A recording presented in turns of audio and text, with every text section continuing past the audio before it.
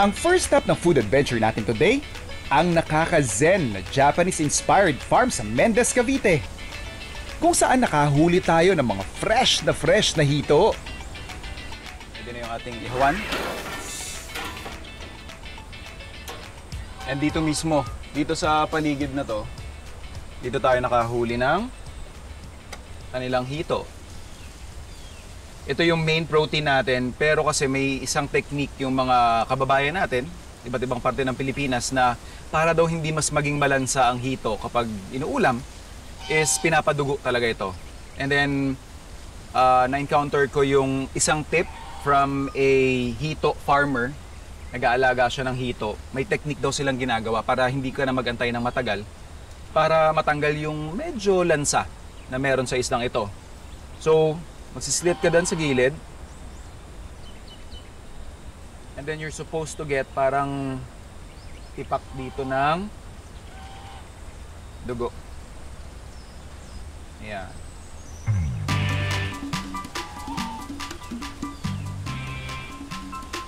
So, ang sinasabi niya is tatanggalin lang daw ito to make sure na yun nga, mas malinis yung lasa ng broth natin. So, ito yung sinasabi natin. Yung dish na gagawin natin is a fish soup dish.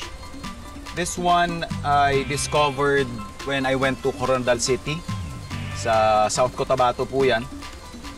Ang tinatawag nila sa dish na to is nilagpang. Ang sabi sa akin ng mga kaibigan natin from that area is nilagpang daw yung parang leftover dish nila. So pag may mga gantong klase ng isda na natira, kunyari may handaan, sumobra yung inihaw na isda, sinasabawan nila ito with ginger, tomatoes, and onions. So yun lang din yung i-replicate natin for this. Kaya ready na yung griller natin. Let's put our fish.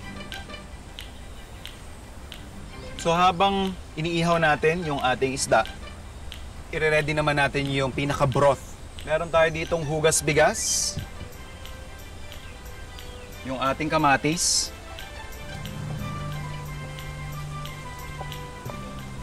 lagay lang natin yan sa ating broth,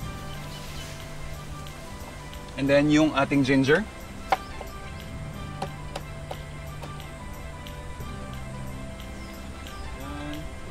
then yung ating onions. Then yung ating garlic. Okay. And then season natin to ng salt and pepper. So okay na tayo, na-char grill ko na yung ating hito. So ito, makikita nyo, hindi pa siya totally luto. What I will do is finish the cooking process dito sa broth na ginawa natin.